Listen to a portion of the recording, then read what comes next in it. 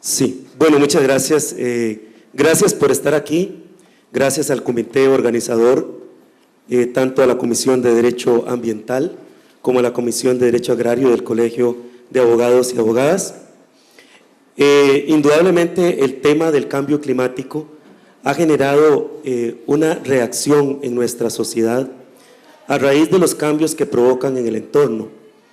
El cambio climático ha hecho que los periodos de lluvia se concentren en tiempos cortos, generando sequías, inundaciones, y hace que el hombre tenga que reaccionar. Hemos visto en estos días cómo el país está teniendo grandes pérdidas en la agricultura, grandes pérdidas en infraestructura pública, pero también en la salud de la población.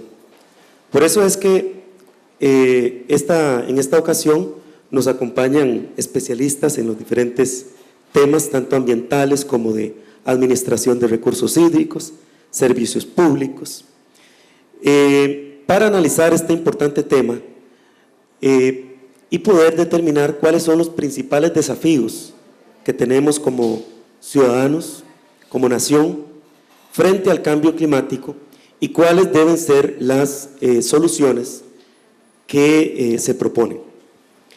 En primer lugar, tengo aquí a mi izquierda al señor José Miguel Celedón Calderón. Don José Miguel actualmente es el director de la Dirección de Aguas del Ministerio de Ambiente y Energía, institución en la cual ha laborado alrededor de 30 años. También tiene una gran experiencia nacional e internacional en regulación de los servicios del agua en general. Ha liderado procesos que tienen que ver con reformas legales a la legislación nuestra, a la legislación costarricense. Así es que, don José Miguel, es un gusto tenerlo por acá. Quisiera que usted nos pueda contar un poco, desde su punto de vista, cuáles son los principales retos que está haciendo el Ministerio del Ambiente y Energía en función de estas necesidades que nos plantea el cambio climático.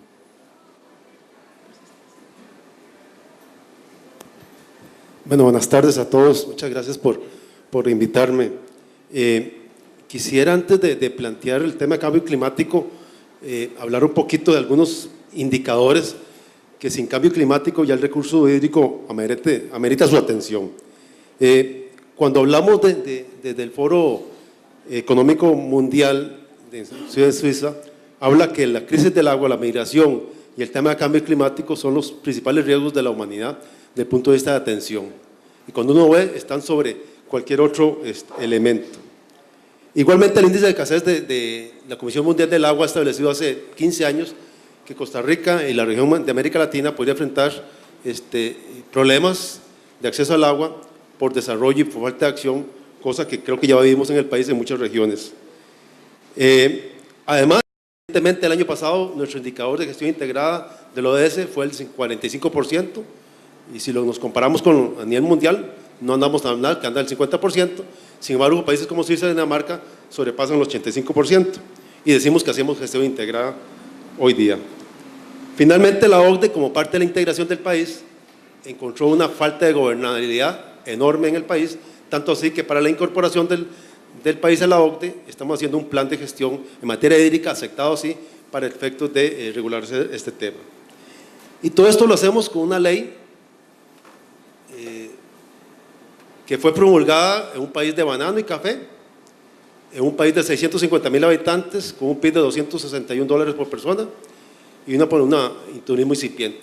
Entonces, obviamente, ¿qué pretende uno gestionar con una ley que no te permite mayor cosa? Creo que el tema de cambio climático en el recurso hídrico es el recurso más afectado, así lo dicen los informes de los especialistas del IPCC. Es el recurso que más ha afectado, y tanto en sequía como en temas de excesos. Dos casos, uno en Guanacaste, la sequía recién pasada que vivimos, y que hay que saber diferenciar desde el punto de vista técnico si fue una sequía hidrológica o una sequía meteorológica, porque el río Tempisque, que es el que nosotros usamos como vena para identificar qué es lo que está pasando en zona de Guanacaste, identificamos que para esta sequía no bajó sus niveles, ¿verdad? Con el registro histórico que tenemos de más de 54 años, bueno, cortado hasta el 2010 por decisiones de una institución que manejaba la estación. Entonces, definitivamente nos da señales que de alguna forma la atención debe ser distinta. ¿Y por qué? Quizá porque el río Tempisque, sus grandes afluentes los tiene en la margen izquierda y no la margen derecha, donde fue la parte más seca, que es la parte costera. Igualmente tenemos un caso muy reciente de pequeña escala, pero que estamos atendiendo, que es aquí la cuenca donde estamos ahorita, es del río Cloro, que tiene, con un estudio que se hizo recientemente, una capacidad de evacuación de más de 100 metros cúbicos de agua, 80, 100 metros cúbicos de agua en crecidas que hay que atender y en un desarrollo totalmente urbano ya invadido. Entonces, de alguna forma, el tema del cambio climático nos viene a acelerar lo que es ya un problema de aguas actualmente. O sea, la falta de gestión por décadas que tenemos en lo que nos hace caer el tema del cambio climático, acelerar los procesos. Esta sequía es más frecuente, fue la más intensa que enfrentamos en el país históricamente, con el índice de 2.6 del ENOS, que es el más fuerte que hemos tenido. Entonces, de alguna forma es un tema que nos viene a tener y acelerar un problema que ya es un problema per sí, el tema de aguas. Nada más contarles, para terminar en esta primera intervención, que al menos en Guanacaste estamos tratando, con los derechos de concesión, de tratar de incorporar la variable cambio climático. ¿Cómo lo estamos haciendo? Con la ley del 42. Estamos tratando de buscar un indicador con el Instituto Meteorológico y la parte nosotros hidrológica, para incorporar la parte meteorológica e hidrológica, de tal forma que la parte dispositiva del derecho nos permita actuar cuando hay una condición de sequía. Porque la sequía que pasaba fue un conflicto con los concesionarios, que al final, solo convenciéndolos para dejar agua o distribuir el recurso hídrico, lo que pretendemos es, con ese indicador, incorporarlo en la región en sí misma para poder permitir al Estado actuar en esas condiciones. Porque tienen que ser reglas claras en los derechos, que hoy no lo tenemos. Entonces, de alguna forma, creo que el recurso hídrico es el recurso más afectado por el cambio climático. Ya tenemos debilidades enormes en la gestión y con el cambio climático esto se acelera 100 o más veces. Muchas gracias, don José Miguel. Tengo aquí a mi derecha, también como parte de este conversatorio, a Sadita Power. Ella es licenciada en Manejo de Recursos Naturales. Recientemente acaba de terminar su tesis de grado con el tema precisamente de los proyectos de ley que se han tramitado en la Asamblea Legislativa sobre la reforma a la Ley de Aguas. Ella además es productora y conductora de radio, ha tenido series radiofónicas como Jurisprudencia Constitucional Ambiental, Espacio Mundo Verde, entre otros temas importantes que ella ha desarrollado. Voy a pedirle a ella que nos comparta cuáles son sus principales experiencias en el estudio precisamente de esta legislación o estos proyectos de ley, y desde su punto de vista, cuáles son los principales retos y desafíos que tiene la sociedad costarricense y cuál debería ser la posible solución a esos retos. Muchas gracias. Muy buenas tardes, es un honor estar acá. Efectivamente, desde principios de 2017 se me dio la oportunidad de enfrascarme en esta investigación, algo enorme. Se comparó 5 proyectos de ley transversalmente entre ellos y los resultados de estos proyectos de ley contra un OPA, Orden Público Ambiental, de más de 261 documentos entre declaraciones, tratados, protocolos, convenios, etcétera, para determinar si estos cambios que los proyectos de ley, básicamente la iniciativa popular en su versión original y las 2 versiones que posteriormente fueron a la Sala Constitucional, una en 2014 y la otra en 2017, ya por ahí van 3. Luego, la copia que se le hizo a la iniciativa popular en diciembre de 2016, consignada por el Partido de Liberación Nacional, la cual se tramitó bajo el expediente número 20.212. Y por tercero, otra copia también de la iniciativa popular, modificadas, por supuesto, que se llama el expediente 20.386, consignado por el Partido Alianza Demócrata Cristiana, liderado por el entonces diputado Mario Redondo. Entonces fueron en total 5 proyectos de ley con una visión objetiva de encontrar las diferencias entre estos, de cómo estas modificaciones implicaban una regresión o una modificación progresiva o una continuidad con respecto al régimen hídrico vigente. Y asimismo estos resultados, como les había dicho, comparados contra este orden público ambiental, que es una maraña gigante de tratados, convenios, protocolos. Y todo este trabajo se hizo con la asistencia de un software para análisis científico cualitativo. Tuvimos resultados muy interesantes. Habían muchas modificaciones regresivas intencionadas en la norma. Bueno, entro en algunos detalles de los hallazgos y con relación al desafío del cambio climático. Para el tema de cambio climático en la gestión hídrica, dentro de los proyectos de ley del recurso hídrico, hay temas muy importantes que tienen que ver con el enfoque ecosistémico. Por ejemplo, el tema de caudales ambientales. Los caudales ambientales son de tal grado de importancia para los ecosistemas hídricos y también han sido casos judicializados en el país, incluso en la Sala Constitucional. Entonces, ¿cómo tratamos a los caudales ambientales? Y si también esto es un tema de reserva de ley o si se puede resolver desde el Poder Ejecutivo. Ese es otro tema muy importante. Otro tema bastante importante es el de los acuíferos. Los acuíferos y los manantiales, que son los aforos de los acuíferos, tienen diversas variantes. Hay algunos manantiales que están todo el año fluyendo con flujo hídrico y hay algunos manantiales intermitentes.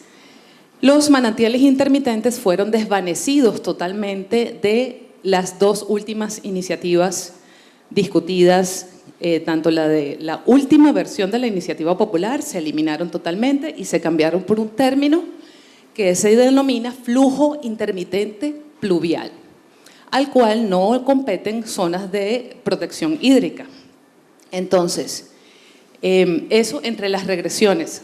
La importancia crucial para el cambio climático de los acuíferos intermitentes, de los manantiales intermitentes, por ejemplo, en la zona de Guanacaste hay comunidades que sobreviven de este tipo de manantiales.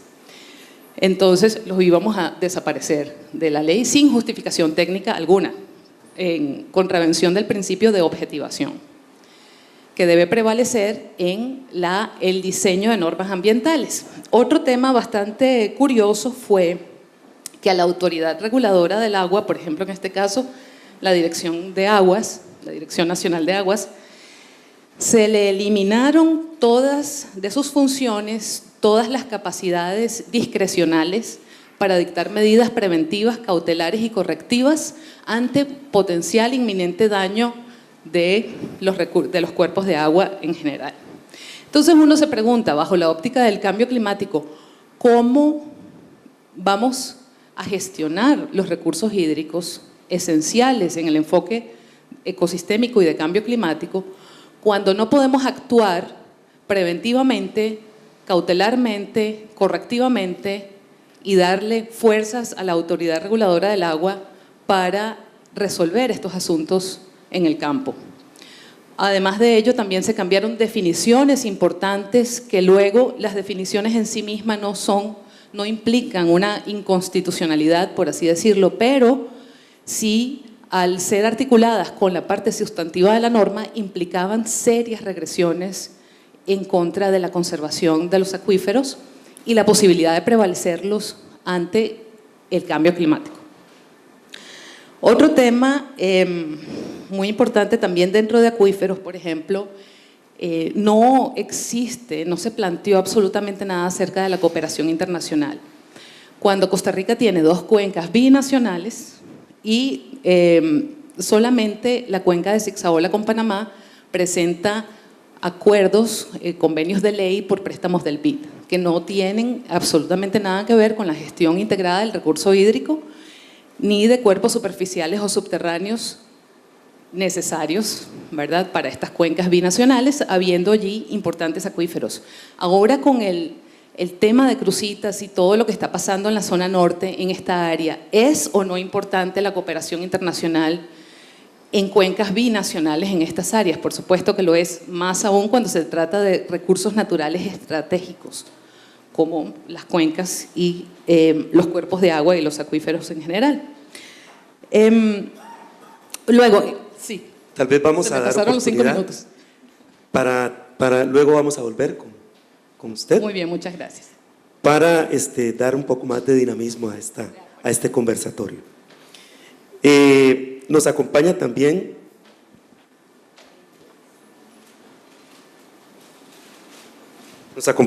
el señor Rodolfo Lizano Rojas.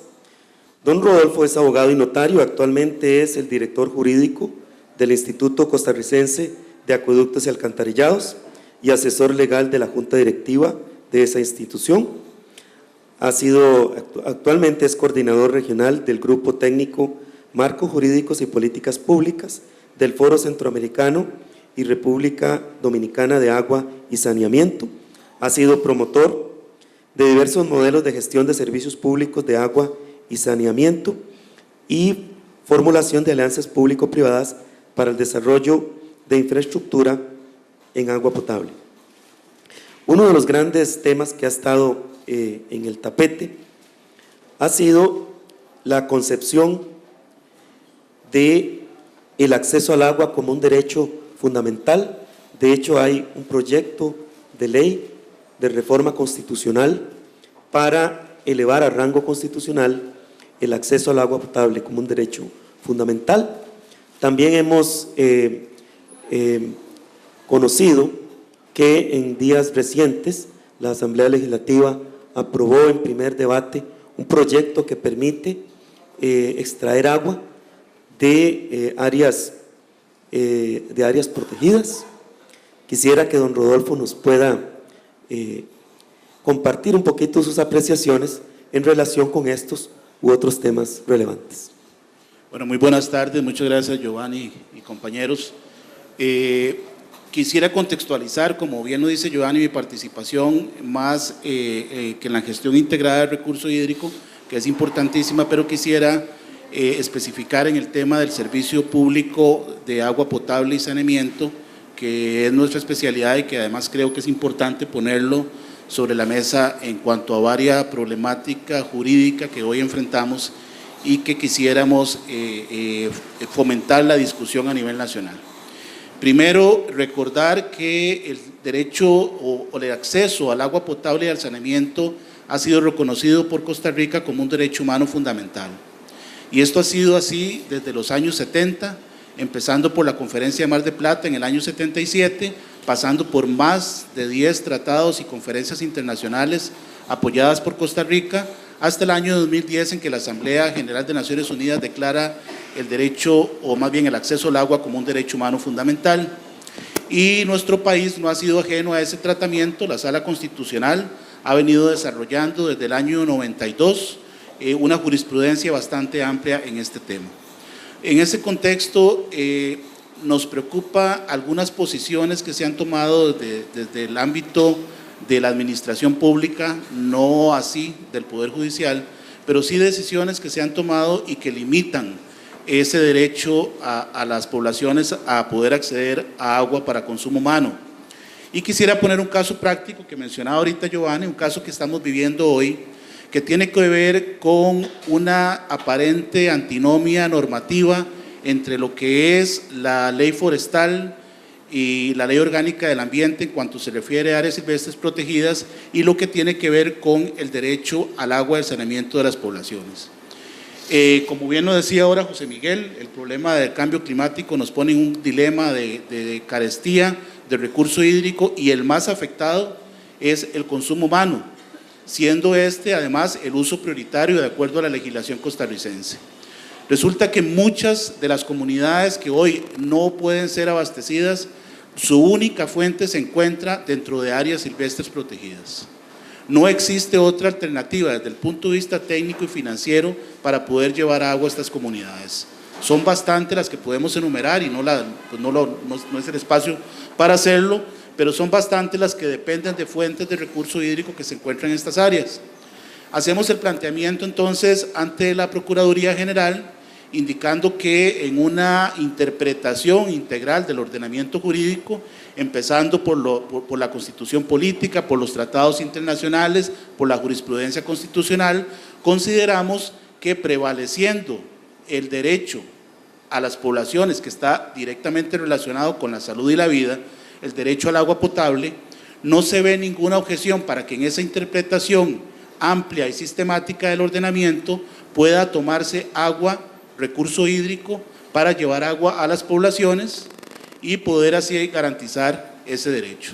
Estamos hablando de gente igual que nosotros, muchos de nosotros abrimos la llave de todo el día y tenemos agua y no nos preocupamos tampoco por tener sistemas de saneamiento, porque podemos tener nuestro inodoro siempre con agua, podemos tener agua para nuestro uso diario, pero hay gente que no tiene una gota de agua en su vivienda.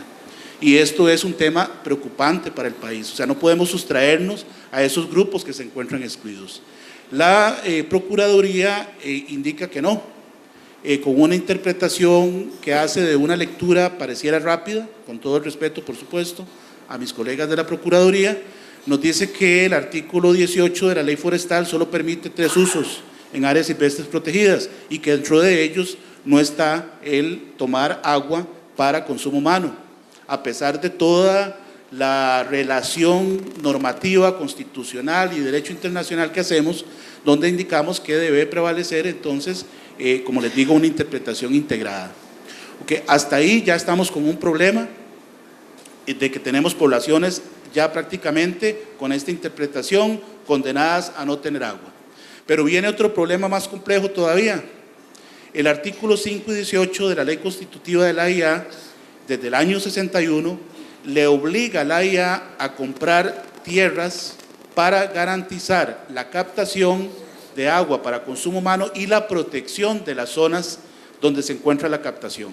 Eso ha sido así desde el año 61, como les digo, y resulta que en un proyecto específico, que es el proyecto de ampliación de agua para Atenas, donde tenemos ahorita 26,000 personas sin agua potable, nos dice el SINAC, igual, con todo respeto para mis colegas, que de acuerdo al artículo 13 de la Ley Forestal, toda tierra con característica boscosa que adquiere un ente público se convierte en patrimonio natural del Estado, y que desde el momento en que se convierte en patrimonio natural del Estado no puede ser aprovechada si no es para los 3 fines que establece la ley, que es investigación, ecoturismo, y no me acuerdo ahorita cuál era el otro, si me acuerdo.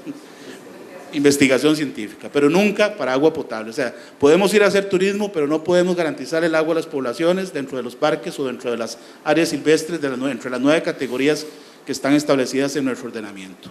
Entonces, que hay una antinomia, nos dicen los colegas de varias instituciones. Para mí esto es una aparente antinomia y nos sale hasta ahora, 57 años después, de estar aplicando la norma por parte de la IA. ¿Dónde vamos a comprar tierras para hacer captaciones si no es en zonas boscosas? No nos vamos a ir a zonas desérticas. O sea, las aguas superficiales, las tomas para agua potable están en zonas boscosas y nunca habíamos pasado por este problema. Entonces la condena es doble.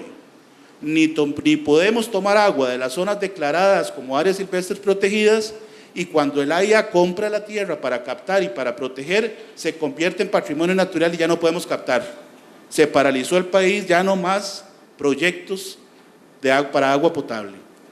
Entonces, ¿qué es lo que hacemos? Bueno, todavía tenemos una consulta pendiente en la Procuraduría, pero la urgencia ante esta situación no vimos más, y ante este desconocimiento del derecho humano al agua y al saneamiento por parte de las diversas administraciones, presentamos un proyecto de ley formulado en el AIA, que es el expediente 20.447, donde tratamos de resolver los 2 problemas, que sí podríamos entonces tomar agua de las áreas silvestres protegidas ya caracterizadas, y que además las tierras que compren los operadores públicos para captar no tengan la limitación de poder captar el agua para consumo humano.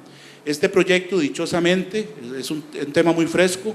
El martes pasado se aprobó en primer debate, con 53 votos a favor y 0 en contra. Y aquí agradecemos a todas las fracciones legislativas que realmente entendieron la problemática en la que se encontraba el país.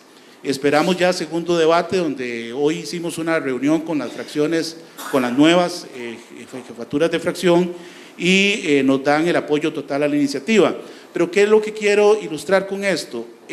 ¿Cómo nos metemos en una maraña de interpretaciones legales cuando tenemos normas de rango superior, cuando tenemos tratados internacionales que hemos reconocido, una jurisprudencia muy clara por parte de la Sala Constitucional en cuanto al reconocimiento al agua como un derecho humano? Y aquí hablo del agua para consumo humano, o sea, no quiero limitarlo a eso porque no es agua para todos los usos, sino el agua para consumo humano, que está directamente ligado a la vida y a la salud. Entonces, bueno, esperamos que se resuelva ahora en segundo debate. Me pareció que este foro era importante para ponerlo sobre la mesa, para que reflexionemos también en esas interpretaciones simples que a veces hacemos de la ley, cuando no recurrimos a la integración de la normativa de superior rango. Y creo que, al igual que creo que se mencionó ahorita acá, porque ya no sé lo que hablamos en la mañana o si se habló ahorita, el tema de la reforma constitucional para declarar el agua como el agua potable o el acceso al agua como un derecho humano en la Constitución política. Esa reforma ya está corriendo entre los diferentes diputados, digamos, ya se está analizando. Ha tomado la bandera el diputado José María Villalta, al cual le hemos planteado todo nuestro apoyo desde la institución rectora de agua y saneamiento, que es el AIA, y esperamos que la comunidad jurídica del país nos apoye en ese tema. Creemos que una norma programática, política del rango superior podría evitar estas interpretaciones que se han dado y que nos han puesto a correr. Quiero decirles nada más como un ejemplo, este proyecto para de agua para Atenas tiene un costo aproximado a 4.000 millones de colones, y los sobrecostos que se han dado por los atrasos en estos temas de interpretaciones y que, bueno, y por una oposición que hizo un sector de una población de Grecia que decía que el agua, que es otro tema más, el tema del dominio público del agua, pero no me alcanza el tiempo, me gustaría entrarlo, y cómo las poblaciones se creen apropiadas del recurso que está en el subsuelo donde se asienta, pero es otro tema. Los costos se han elevado casi en 1.000 millones de colones más. Entonces vea, y todavía nos faltan reclamos por atender de la empresa que ha visto suspendidas las obras en muchas ocasiones por esta problemática. Entonces quisiera aprovechar este panel para poner esto sobre la mesa y pues que nos sirva de reflexión para lo que viene, y principalmente ante un tema tan serio como el cambio climático y la disminución de las fuentes de recurso hídrico en el país. Muchas gracias, don Rodolfo. Bueno, uno de los aspectos medulares que debe de interesarnos en relación con el cambio climático es cómo este afecta la salud de la población, o sea, la afectación a la salud humana. En vista de que las inundaciones, las sequías, los cambios en la naturaleza, pues generan situaciones a las cuales el ser humano tiene que enfrentar. El agua es un agente transmisor de enfermedades, y si la población no toma las medidas necesarias, pues sufriremos también los perjuicios de estos fenómenos. Por eso tenemos aquí en este conversatorio al señor Eugenio Androveto Villalobos, que actualmente es el director de Salud Ambiental del Ministerio de Salud.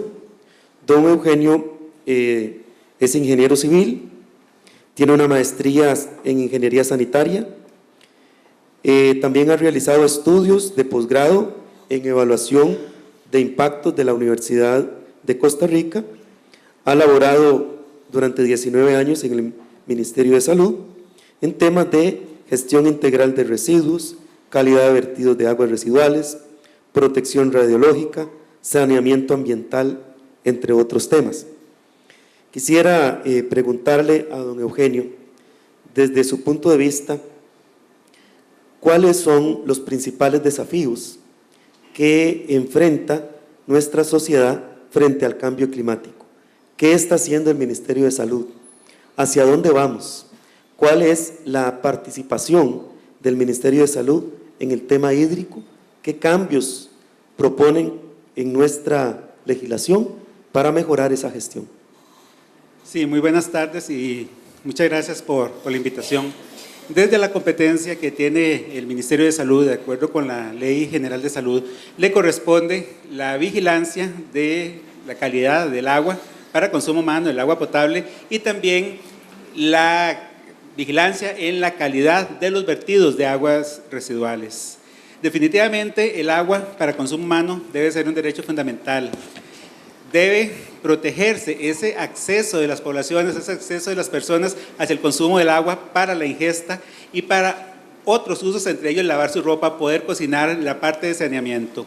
Cuando nosotros hemos atendido emergencias, cuando llegan denuncias debido a que determinadas poblaciones no tienen la suficiente cantidad del agua o que las fuentes de las que se están tomando están contaminadas, ya sea por actividades agrícolas con ciertos agroquímicos o porque han sido contaminadas también por eventos naturales, como lo tuvimos la emergencia que tuvimos hace unos años en Cañas y Bagaces, cuando las fuentes de agua están contaminadas con arsénico. Es donde se ve esa vulnerabilidad de esas poblaciones, que son personas que están tomando agua con una calidad que no es apta, agua que está incumpliendo los parámetros establecidos en el reglamento para la calidad del agua potable. Pero también hacia el otro lado tenemos esas poblaciones, tenemos aquí cerca en San José, en La Carpio, sobre todo, que es el caso que más hemos trabajado, de que no tienen el acceso al agua las 24 horas del día. Entonces son personas, son familias que tienen que hacer, recolectar agua, la mayoría de las veces no de la mejor manera, la tienen en estañones, la tienen en tapados con plásticos, muchas veces negros, blancos, que al final de cuentas, más que para ese consumo humano, son aguas que no las saben manipular, entonces las contaminan en esa misma recolección, pero al mismo tiempo no las saben conservar, entonces esas acumulaciones de agua se convierten en depósitos en los que se van a criar los vectores, van a ser hoteles 5 estrellas para los mosquitos que finalmente nos van a traer dengue, chikungunya, zika y ese tipo de enfermedades. Ese es un aspecto bastante delicado que tenemos que dar. Otro aspecto importante es la parte del ordenamiento territorial, que yo lo he dicho muchas veces que no puede desligarse del recurso hídrico. Hemos encontrado montones de actividades donde está una toma de agua para consumo humano, pero aguas arriba, 50, 100 metros, nos encontramos con una descarga de una actividad, de la descarga de las aguas residuales. Entonces eso se da mucho en la zona de Coronado, sobre todo con las granjas porcinas, y es una vigilancia constante que realiza el Ministerio de Salud. ¿Cómo nos hemos preparado hacia el cambio climático? Recientemente se elaboró un plan, el plan de adaptación al cambio climático, que lleva muchas aristas como la seguridad alimentaria, pero también esta protección del agua. Este es un tema pues, que es bastante importante. Hemos tenido también la problemática que tenemos en Guanacaste, donde ya los acuíferos se han estado bajando su capacidad, entonces está la intrusión salina, entonces las personas al abrir las llaves en sus casas, ya lo que van a recibir es agua salobre. Es otra situación que tenemos que dar. Pero por el otro lado, desde el punto de vista del saneamiento de las aguas residuales, tenemos bastante camino que recorrer. Ya por fin tenemos el acueducto y ya la planta de tratamiento para la gran área metropolitana, pero hay otras ciudades bastante grandes también que deben tener ese servicio y no solo hacer la disposición a los cuerpos de agua que lo que van a venir es a estarlos contaminando. Entonces básicamente eso es lo que ha estado trabajando el Ministerio de Salud en cuanto a la competencia que tiene dentro del recurso hídrico, la garantizar la calidad del agua potable y el manejo de las aguas residuales provenientes de las diferentes actividades antropogénicas. Muchas gracias, don Eugenio.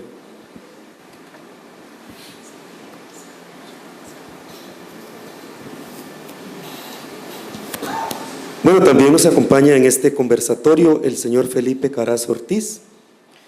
Don Felipe es biólogo y gestor ambiental con énfasis en economía, política y recursos naturales. Ha liderado proyectos de conceptualización e implementación de esquemas inclusivos e innovadores de conservación y manejo sostenible de recursos naturales. Ha participado por 10 años en la Organización Internacional The Nature Conservancy, así como la dirección de la Unidad Ambiental y punto focal del Fondo Mundial para el Manejo del Ambiente del Programa de las Naciones Unidas para el Desarrollo. Don Felipe, tal vez quisiera que nos compartiera sus apreciaciones sobre qué debemos desde el punto de vista del manejo de recursos naturales. ¿Cuál es el principal desafío que tenemos en nuestro país respecto del manejo de recursos naturales frente a una situación de cambio climático que nos ha alterado totalmente, digamos, aspectos que tienen que ver con la agricultura, con la recarga acuífera, entre otros temas? Tal vez que nos pueda contar un poquito sus comentarios desde el punto de vista de uso sostenible de los recursos naturales. Gracias, Giovanni. Un gusto estar por acá. Yo tengo que contar la anécdota que crecí como niño jugando en este colegio. Vengo de una familia de abogados y tuve la oportunidad de venir aquí a sacarle jugo a las instalaciones mucho. Pero como dice Giovanni, no soy abogado, soy biólogo. Entonces creo que aquí también estoy como en el ring donde soy minoría, digámoslo así. Pero es importante, porque usted me hace esa pregunta, Giovanni, entonces yo lo respondo de un ángulo diferente. Para mí la clave es que hay que medir. Nosotros somos un país altamente legalista, y eso es importante porque pues, así es como podemos regular nuestro quehacer. No obstante, si convertimos la legislación en el fin último, por pasar una ley no significa que la ley va a generar el efecto. Ahí es donde viene un tema en la parte no legislativa, sino en la parte ejecutiva, de poder medir cuán eficiente es el impacto de esa ley y a partir de eso generar lo que nos explicaba Rodolfo, pues las mejoras y los acomodos que necesitamos para que la gestión del recurso venga.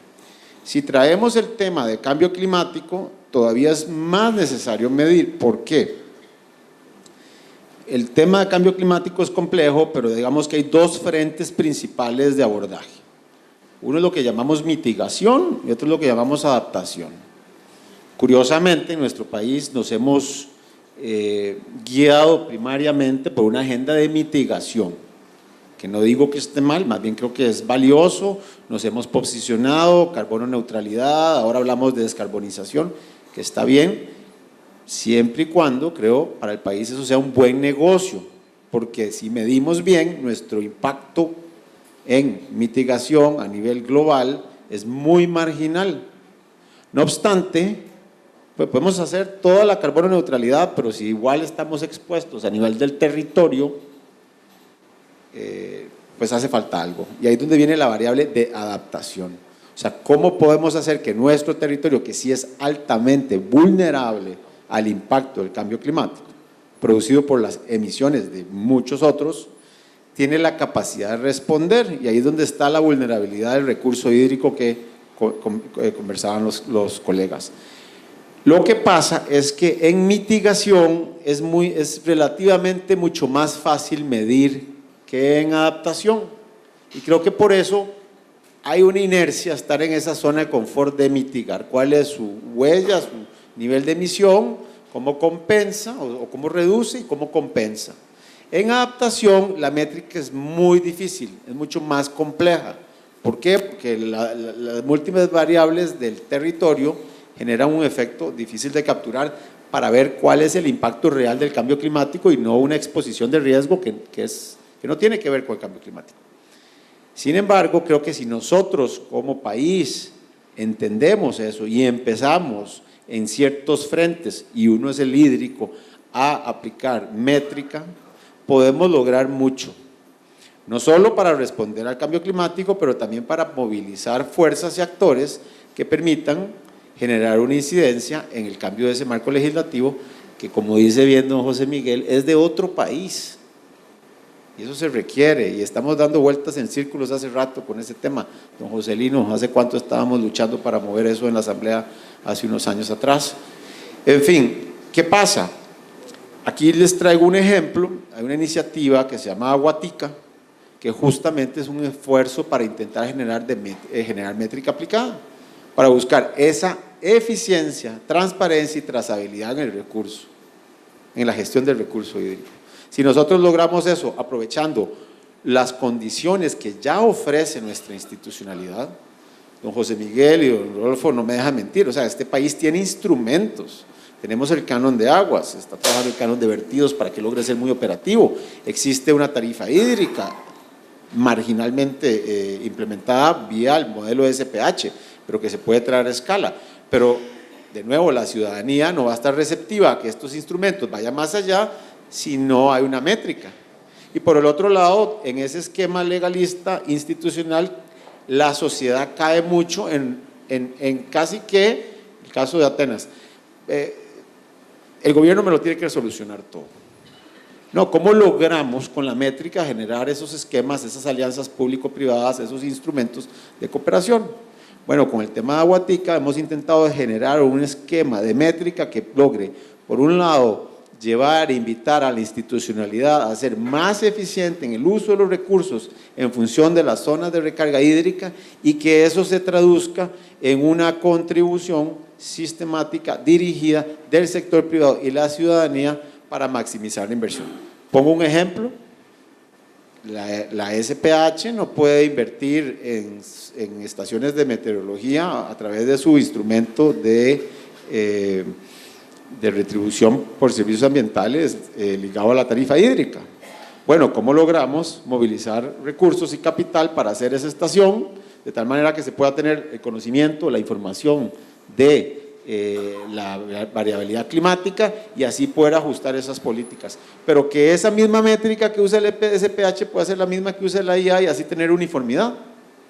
O, por ejemplo, que cuando viene el canon de aguas y el 25% del canon de aguas lo tiene que bajar, por decirlo así, al territorio, el FONAFIFO, bajo una estructura que existe, que funciona, que da trazabilidad, ¿verdad? Y se liga a un PCA, se llama el PCA hídrico, pero si vamos a FONAFIFO y le decimos, FONAFIFO, ¿a dónde está invirtiendo? Dice que estoy invirtiendo en esta zona, y vamos allá, ¿y a dónde son las zonas de recarga principales? Son estas, no te calzan, ahí hay un tema de ineficiencia. Entonces, ¿cómo usamos la métrica para buscar las eficiencias y usando las eficiencias generar las condiciones habilitadoras que haya un modelo de negocio ganar-ganar entre estos tres frentes, sociedad civil, sector privado y sector público? Todo eso es un frente de ejecución, aquí no hay un marco de legislación, pero puede generarse mucho conocimiento que puede blindar, generar los procesos de negociación en los ajustes de la legislación. Bien me lo decía José Miguel, vieras que todo eso nos puede servir montones para poder ayudar a que se dimensione correctamente el uso del canon de vertidos o el canon de aprovechamiento. Entonces lo dejo por ahí, es la lógica de intentar usar la métrica para saber cuáles son las líneas bases y sobre eso generar modelos innovadores de movilización de recursos para generar eficiencia en la gestión del recurso hídrico. Bueno, claro que sí, muchas gracias, don Felipe. Bueno, esto que usted nos comenta precisamente nos pone sobre la mesa un elemento fundamental que es el conocimiento, la información técnico-científica como base para la toma de decisiones de política pública sobre el tema del recurso hídrico.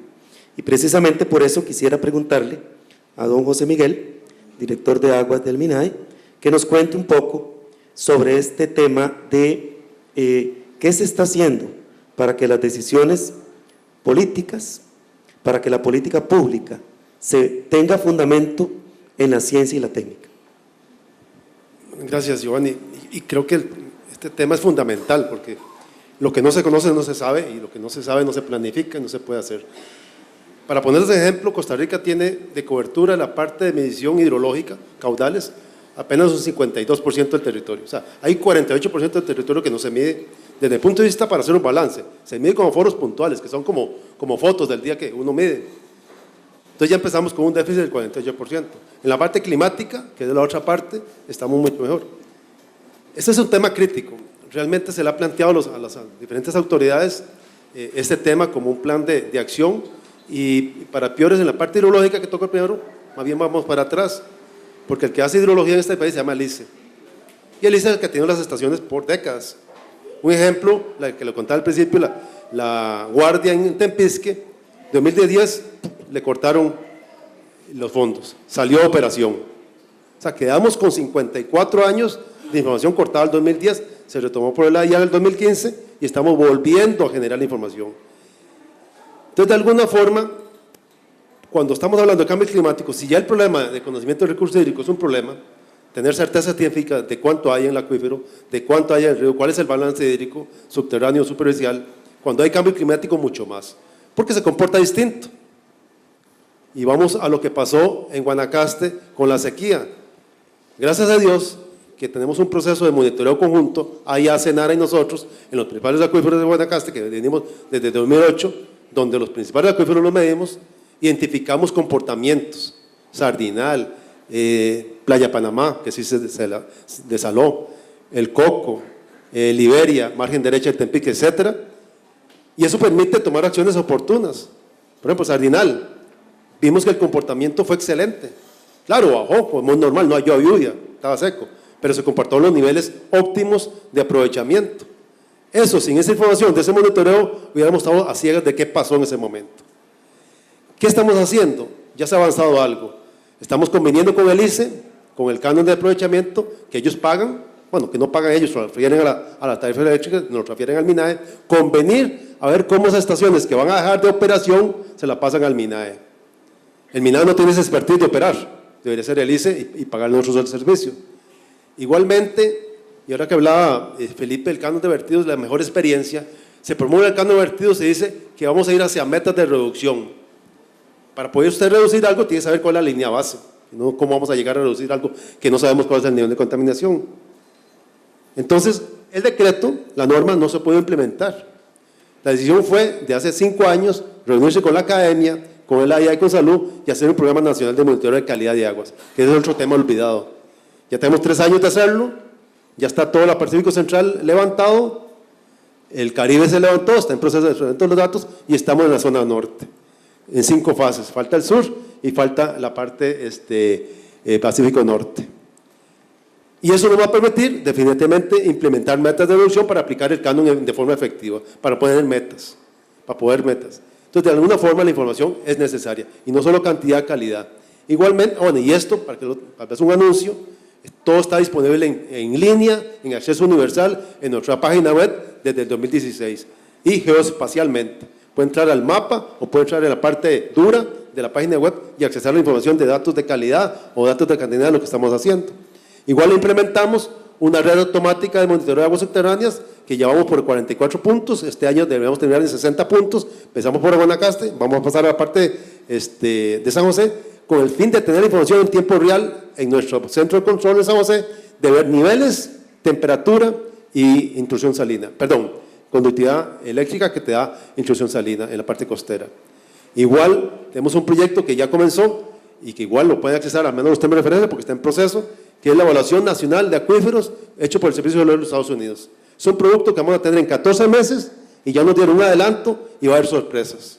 Sorpresas de la capacidad hídrica que tenemos en acuíferos aún sin explorar. Y ese proyecto lo tendríamos listo en julio o agosto del otro año y nos va a tener un planteamiento para zonas de recarga y zonas de descarga de cómo atender ese tema de acceso. Porque ahora que hablaba Rodolfo igualmente del tema de protección, que pasa por el conocimiento científico, ¿cuándo será posible que una ley dé esa apertura a ese conocimiento científico, a esa incorporación de ese conocimiento científico en una norma? ¿Verdad? Porque tradicionalmente hemos visto que los nacientes se protegen con un círculo, 100, 200, 40, eso no protege nada, eso grava propiedades, y por eso no se ha implementado. Porque aquí mismo no estaría el colegio porque está la naciente aquí nomás en el cruce de la pista donde abarcaría los 200 metros.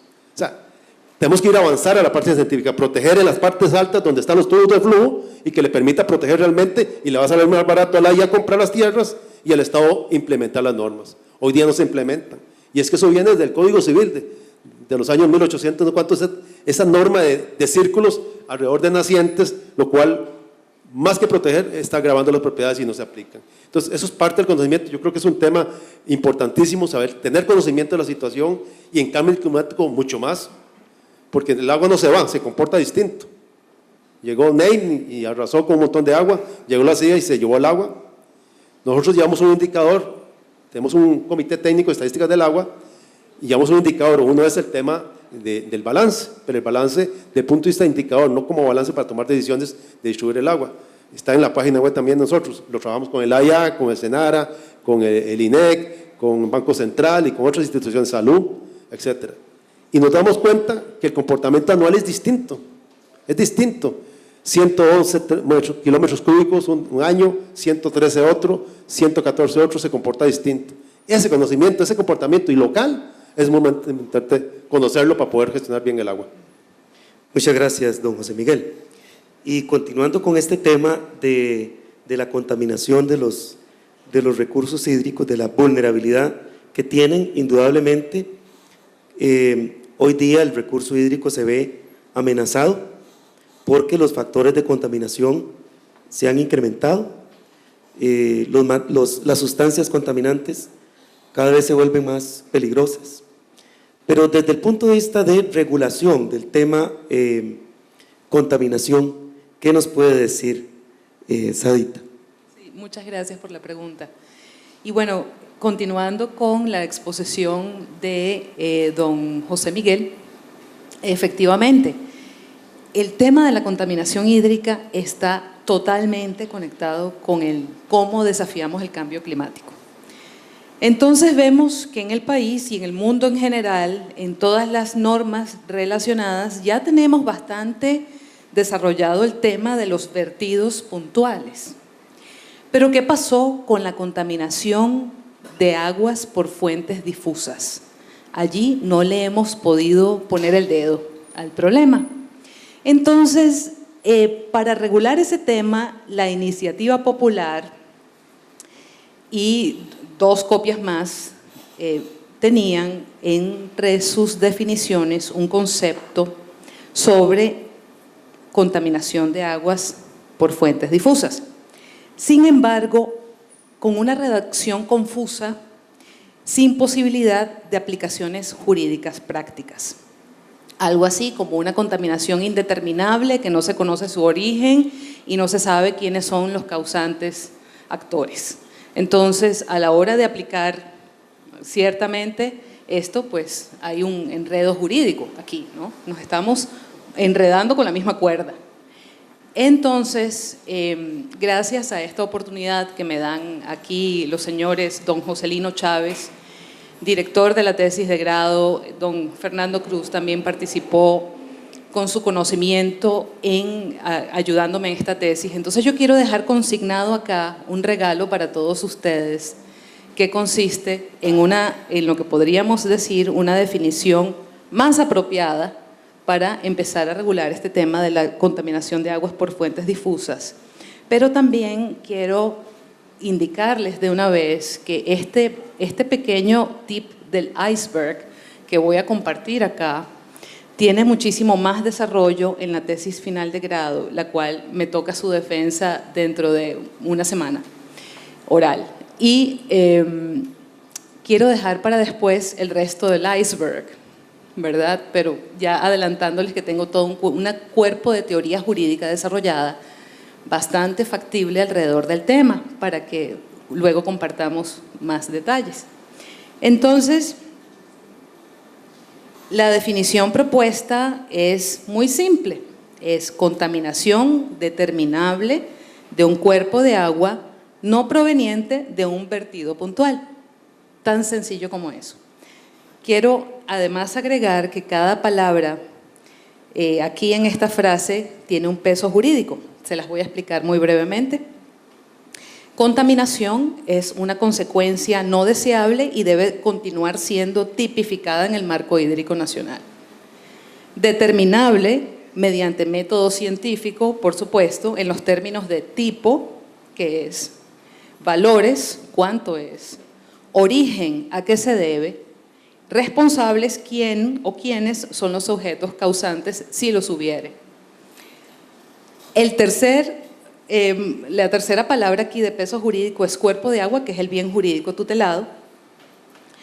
No proveniente, no equivale a, no es igual a, y vertido puntual como está caracterizado en el decreto ejecutivo 34431 MINAE S, que es el canon ambiental por vertidos, es decir, lo contrario a eso. Entonces, creo que acá podemos empezar a definir un cuerpo importante de contaminación de aguas por fuentes difusas y espero que Costa Rica sea pionero en ello. Muchas gracias. Muchas gracias a usted. Bueno, un tema que se nos quedó también de la anterior intervención de don Rodolfo, que apenas nos enunció rápidamente y que considero particularmente importante, es el tema de la elevación al rango constitucional del acceso al agua potable como derecho humano fundamental. ¿Por qué razón? Porque ya tenemos jurisprudencia de la Sala Constitucional que considera o ha considerado que el acceso al agua potable es un derecho humano fundamental. Desde ese punto de vista ya es un derecho que tiene protección constitucional.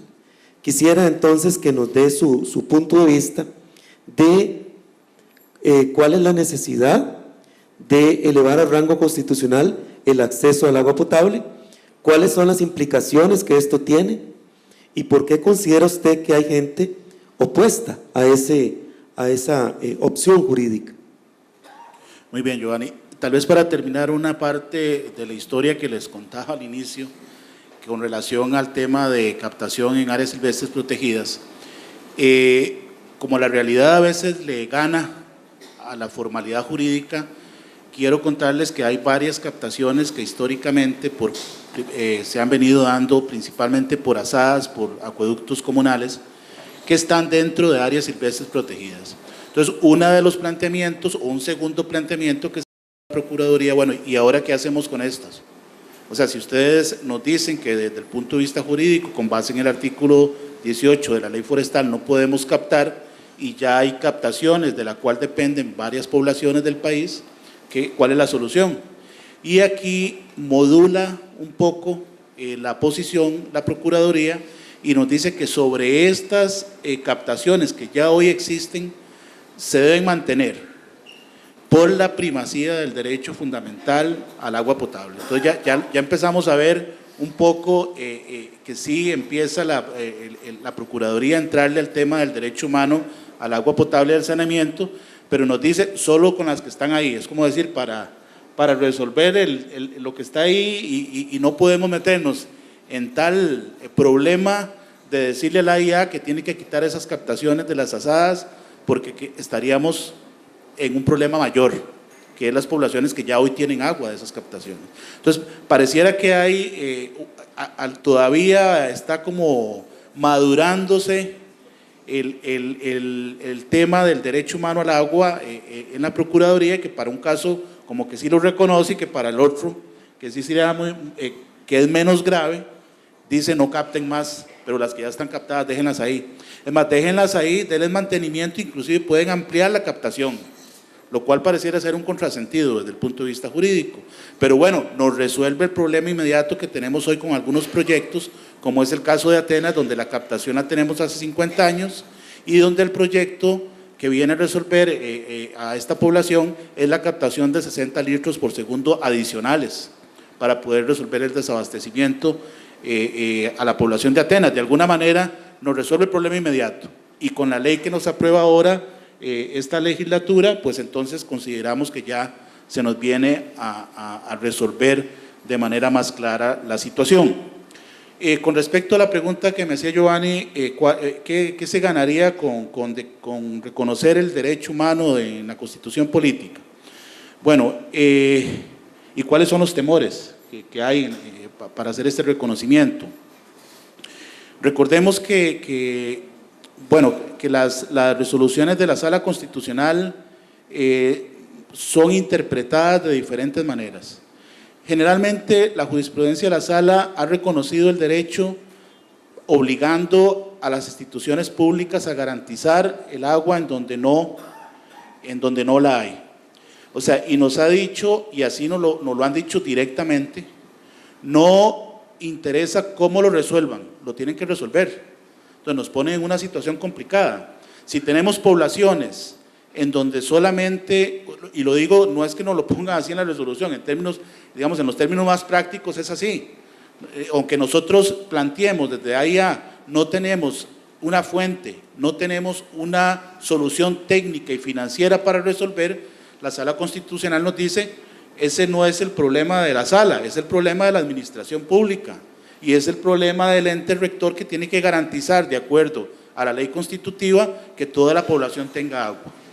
Entonces, esa ha sido más o menos la tónica, que creemos que es importante, que creemos que es un paso fundamental que da el país a partir de los años 90 y que lo respetamos y más bien queremos que evolucione. Creemos entonces que estando incorporada en la Constitución Política se nos van a facilitar muchas interpretaciones y muchos elementos de lo que constituye la estructura del derecho humano al agua y al saneamiento, que no es solamente decirle a la institución pública resuelva, sino que le va a dar mandatos también a la Asamblea Legislativa cuando revise legislación, le va a dar mandatos al Poder Ejecutivo cuando tenga que formular decretos, también a los órganos que tienen que emitir directrices, disposiciones. O sea, si tenemos una norma programática de carácter político, jurídico en nuestra Constitución, las cosas creo que se van a facilitar. Y no podemos dejar de pensar también que la Sala Constitucional se conforma por magistrados que tienen un plazo definido y que pudiera venir una composición diferente que modifique la interpretación. Estamos hablando que estamos dependiendo de 7 magistrados que están hoy. No sabemos mañana si los magistrados que vienen por presiones de cualquier naturaleza normales, no estoy hablando de presiones irregulares, sino por las presiones normales que plantea la sociedad, puede modificar su criterio y modular en perjuicio del derecho humano al agua su posición y su jurisprudencia. Entonces, estando en la Constitución Política, no tenemos margen de inseguridad para la población en el futuro. Y recordemos que los objetivos de desarrollo sostenible nos llaman a que el 100% de la población debe tener agua potable y saneamiento básico en el año 2030. Entonces, tenemos un reto país que requerimos del apoyo constitucional y legislativo para poder cumplirlo. Esto entonces, como le digo, serían mandatos para todos los entes y no solo para el ente operador y rector que es el AIA. ¿Cuáles son los principales? Yo podría aquí citar una serie de argumentos que se han dado, pero hay una idea equivocada, gravísima, en cuanto al reconocimiento del derecho humano al agua potable. Se cree en algunos sectores que en el momento en que se declare como tal, se debe garantizar a como sea y principalmente hasta de manera gratuita. Y este es un tema que no está dentro de los postulados reconocidos por Naciones Unidas en el tema del derecho humano al agua y al saneamiento. Todo lo contrario, cuando nosotros hablamos que el derecho tiene un valor económico, no es que estamos lucrando con el agua, como quieren decir algunos por ahí en las redes sociales, sino lo que estamos diciendo es que el agua cuesta. Llevar agua a las poblaciones tiene un valor, tiene un costo, y los usuarios tienen que pagar una tarifa adecuada. Entonces, más bien, el mandato que se hace al ente regulador es que debe de fijar las tarifas adecuadas para garantizar la sostenibilidad financiera de los sistemas, no solo de los sistemas actuales, sino que tiene que garantizar un rédito para el desarrollo, para la ampliación de las redes, para la ampliación de los componentes hidráulicos, para que el agua llegue a toda la población nacional. Entonces, ese mito y esa historia de que el agua es gratuita en cuanto se reconozca como derecho humano es una falacia. Si leemos la relatoría de Naciones Unidas, tanto en la relatora que dejó su cargo hace poco, Catarina Albuquerque, como de Leo Heller, que hoy es el relator de Naciones Unidas, más bien instan a los países a que establezcan una tarifa adecuada que le dé sostenibilidad financiera a los sistemas. En los estudios que hemos hecho, principalmente a nivel de Centroamérica y del Caribe, los países que están peor en cobertura y en calidad son los países que prácticamente regalan el agua. O sea, no hay posibilidad de tener una sostenibilidad en el abastecimiento si no hay un precio adecuado. Ahora, a la par del precio o de la tarifa, se propone un subsidio para las familias que no puedan pagar el agua, por lo menos en lo que es un consumo básico que nosotros proponemos de 15 metros cúbicos. También las tarifas podrían ser regionalizadas, pero digamos que el esquema que proponemos nosotros y que fue también aprobado como una política pública en la administración pasada es que haya un subsidio para las familias en pobreza y en pobreza extrema hasta 15 metros cúbicos. Y no es que sea gratuita, es que paguen una tarifa diferenciada y que se subsidie con los que podemos pagar, con un poquito más en la tarifa que en realidad no supera, o sea, que podría ni siquiera verse en el recibo que nos llega por mes, pero que estamos favoreciendo, igual que lo hacemos con la seguridad social, que es un sistema solidario, igual estamos favoreciendo a las familias que no pueden pagar el agua y garantizar entonces de manera universal el servicio para toda la población. Y por otro lado, la tercera pata del banco, como decimos nosotros, de lo que es el financiamiento para la infraestructura, porque aquí el tema del agua potable son dos vertientes. Primero, el tener el recurso hídrico, que es la tarea de nuestro compañero José Miguel y del Senara también, garantizar el recurso hídrico, que es la materia prima, pero otra de las partes más importantes es la infraestructura, que tiene un costo elevado, no solamente en la infraestructura primaria, sino en su mantenimiento. Entonces, en el tema de infraestructura sí consideramos que ha fallado el Poder Ejecutivo en su composición de los presupuestos ordinarios, porque no le ha metido un 5 a infraestructura. El único proyecto que tiene participación el Poder Ejecutivo con el presupuesto nacional es el proyecto de saneamiento ambiental de San José, que se conoce como Planta Los Tajos, y todas las redes que estamos haciendo ahorita para resolver el problema de saneamiento. En lo que es aguas residuales, en agua potable prácticamente no se ha recibido nada desde que fue creado el AIA en el año 61. Todo se ha sostenido con tarifas. Entonces sí creemos que grandes obras donde no podemos trasladarle el costo al usuario, es importante que el Estado destine una parte de su presupuesto para la infraestructura primaria. En términos generales, para ajustarme a los tiempos que nos establecía Giovanni, debemos quitarnos el mito de que el agua va a ser gratuita en el momento en que se declare como derecho humano. Los invito a que revisen las relatorías, a que revisen los postulados que han venido desarrollándose a nivel internacional, inclusive a nivel regional. Creamos lo que llamamos nosotros la Ley Marco para el reconocimiento del agua potable y saneamiento, con el apoyo del Foro de Presidentes Legislativos, el FOPREL, que es un foro regional y que está liderando Costa Rica ahora a nivel de Centroamérica y República Dominicana, donde dejamos claro el tema del costo del agua y del precio justo. Incluso hace unos 3 meses, para cerrar esta parte de mi participación, estuvimos en República Dominicana conociendo y estudiando un fallo del Tribunal Constitucional donde erróneamente obliga a INAPA, la empresa de servicios de agua de República Dominicana, a que tiene que garantizar el agua aunque no haya pago del usuario, o sea, no puede suspender los servicios. Y esto es más bien retroceder. Esto es más bien decirle a la empresa de servicios públicos que se encarga del servicio, no va a tener usted recursos para continuar. Y la población dice, algunos de ellos, nosotros no pagamos porque de por sí no nos pueden ya suspender el servicio y vamos a seguir con el agua. Este es uno de los peores errores y un gran pecado para la sostenibilidad de los servicios y para garantizar el acceso universal al agua potable. Muchas gracias, don Rodolfo. Sadita tenía un comentario breve sobre su intervención. Sí, gracias. Si me lo permite, también quería agregar a lo que nos explica otro mito que hay que desvanecer, es que la valorización del recurso hídrico tienda a su privatización, que también es otro gran aspecto o mito que se ha venido manejando. No, valorar el recurso hídrico significa cuidarlo más, cuidar más las zonas de recarga hídrica y toda la infraestructura que viene asociada para garantizar un derecho humano de acceso en cantidad y calidad suficiente, asequible, aceptable. Entonces quería agregarle ese punto. Bueno, claro que sí. Muchas gracias a todos los expositores. Muy interesantes sus comentarios, su participación.